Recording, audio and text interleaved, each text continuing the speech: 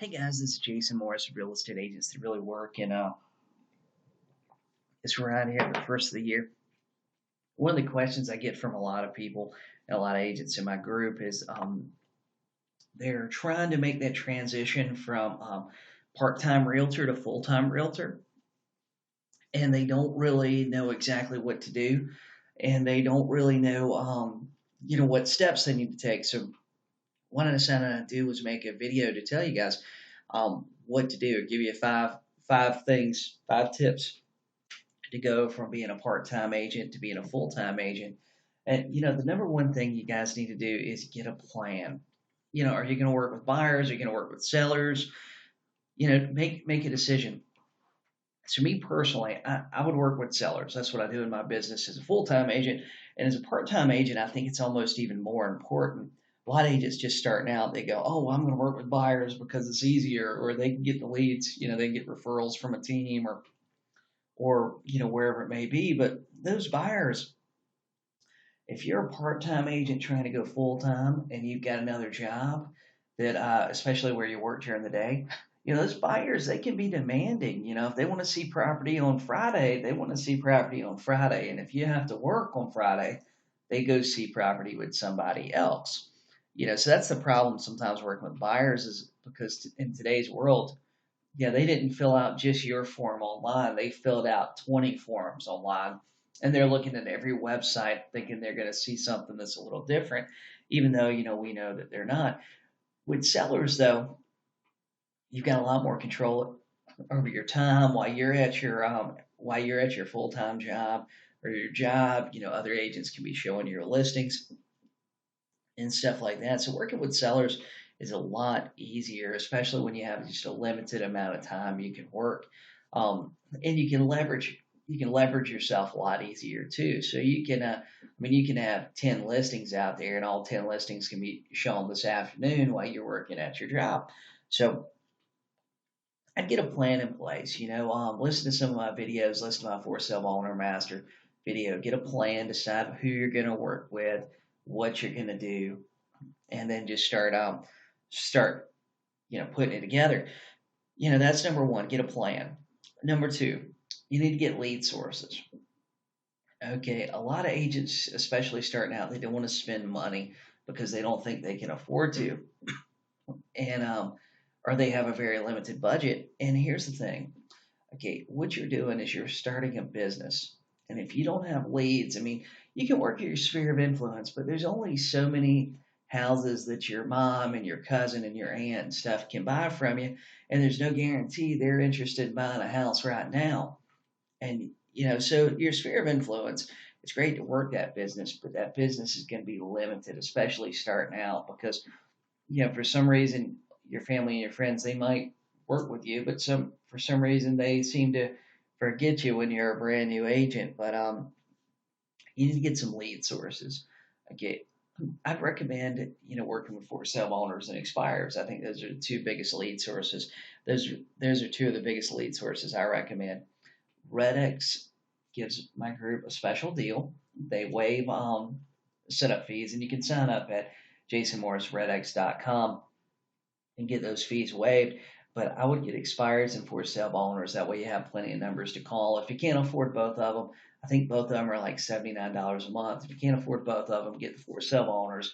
Go back to last year, grab them all, so you have a big list to call. But you got to have lead sources. If you don't want to do that, then you can subscribe to Zillow and Trulia and stuff like that. But you're not going to get a predictable amount of leads. And to really make an impact on Zillow, well, number one, it's going to be mostly buyer leads, and they're going to be really time consuming for you. But really, to make a lot of impact and get a lot of leads on those sites, you're going to need you need to spend a lot of money. And so number three, okay, so you got your lead sources. So number three, you need to get a schedule together. And I know I was talking to one agent, this was a couple of days ago, and they were working at Taco Bell, and trying to get started in the real estate business. He's a young guy, and he said his schedule was never the same. Sometimes he worked in the morning, sometimes he worked at night, but typically most places you're going to have about the same schedule every week. It might vary a little bit. What I would do is I'd plan for the next 30 days.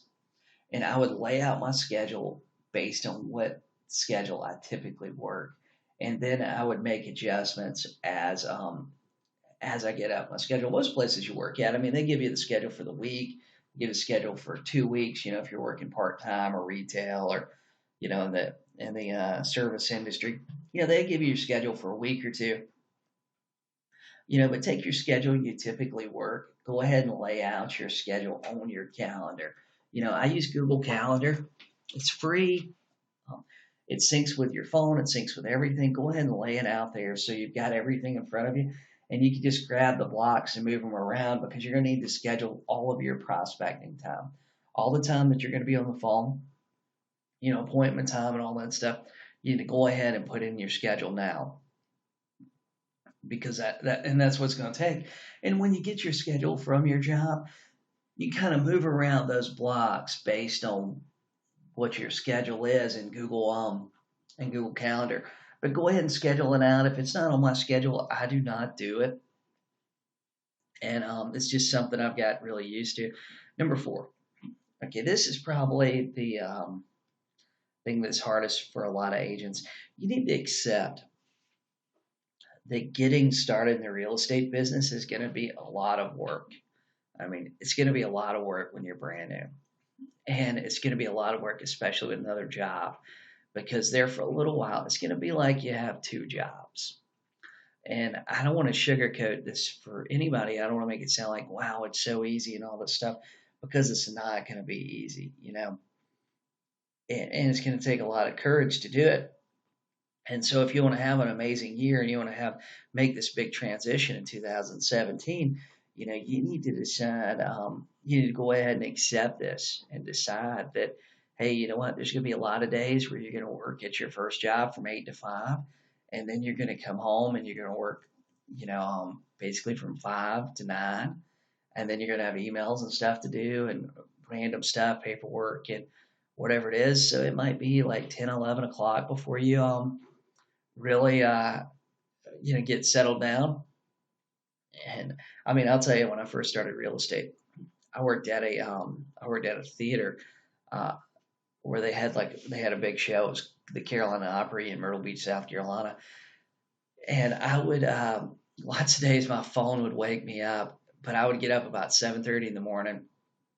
I'd get started working on real estate stuff like 8 o'clock in the morning, 8:30, and some days I would just be wiped out because what would happen is I would work on real estate stuff from 8 till about 4. And then it was like a 30-minute drive and stuff. So I'd get ready to go to work. I'd get to work at 5 because we had usually a 7 or 8 o'clock show every night. And I was the guy that closed the theater. So I was the last person to leave. So most of the time I didn't leave work till like 11 o'clock at night. And then it was like a 20, 30-minute drive home. And then by the time you get something to eat and settle down and all that stuff, it'd be 1 o'clock in the morning. So, and I did that pretty much. I pretty much worked at the theater about 5 to 6 days a week, and then sold real estate. I mean, man, I was working basically from 7:30, 8 o'clock in the morning till 11, 12 o'clock at night. And usually, I didn't get to bed till 1:30, 2 o'clock in the morning. So, I mean, I was exhausted there for a little while, but I just kept going. And it's going to be like that. It's going to be like you. It's going to pretty much for a lot of you, if you're trying to make that transition, you're working hard, it's going to be like two full-time jobs for a little while. And you just need to accept that. You need to accept that more than likely, if you got a day off from your other job, you're probably going to be working in the real estate industry. And that's how it is, because a lot of the stuff you're doing today, it's going to take 90 days for that to start really, really paying off. I mean, there's a lag time. Even if you get a contract today, with typical financing and stuff, it's going to be anywhere from 30 to 60 days to close that. Depending on what state you're in, some states take a little longer, but typically 30 to 45, 60 days for you to close it, get paid, and everything. So, number 5, and I think this is the most important thing, you need to get rid of the negative people. Start limiting your time with them. You know, well, number one, you're probably not going to be able to hang out as much. Like if you got friends that you like to go to happy hour with, or you like to hang out with and get a drink with in the afternoon, you're probably not going to be able to do that for a little while just because you're going to have too much real estate stuff to do. if you're trying to make the transition and you play golf with your buddies on Saturday, it's going to be tough. And there's going to be a lot of people telling you like, oh, well, this isn't, real estate's hard, stuff like that. There's people that are going to tell you how hard it is and how somebody they knew didn't do well or whatever it is. Anybody that's negative towards your goals, you don't need to get rid of that person really. Don't throw that person away really, but just start limiting your time with them at least until you make that first transition, because it's so easy to get caught up in that whole thing, where they're telling you how hard it is, and next thing you know, you're struggling a little bit. You're not making the progress that you want to make, and all of a sudden you start thinking like, man, this is really hard, or God, so and so didn't do well in this, and they're better than me, they're nicer than me, they know more people than me. Maybe I'm not going to do well in this too. So you want to limit the amount of time you spend with those negative people and the people that are not supportive of your goal and what you want to do. So I hope these things help you. I'll go back over them real quick for you. Number one, you need to get a plan. You need to figure out what you're going to do. Get your goals together, but get a plan. Number two, you need to get lead sources. This is probably the most important thing. Once you decide what you want to do in the business and what your goal is, you need to figure out how you're going to get the leads to get there, because leads are the lifeblood of your business. Number three, you do the best you can to get a schedule together.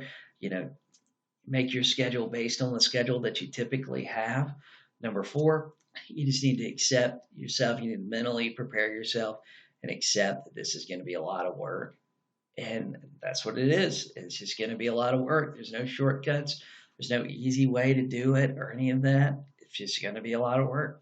And number five, you need to start cutting out those people and limiting your time you're spending with negative people. I mean, I had it too. I mean, I had people that, they would waste my time, or they'd say, oh, well, you can do that tomorrow. But the thing was, I couldn't. I mean, because I had so much stuff going on. Anything that has to wait till tomorrow won't get done. And that's how my schedule is even today. Hey, if it doesn't fit in my calendar today, then it's tough to figure out when I'm going to do it.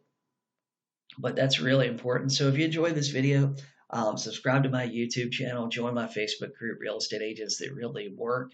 If you're looking for lead sources, RedX gives my group a discount. Just call them, tell them Jason Morris sent you. And I've got a book on Amazon called 53 Strategies to Get More Listings. And we'll talk here soon. Thanks.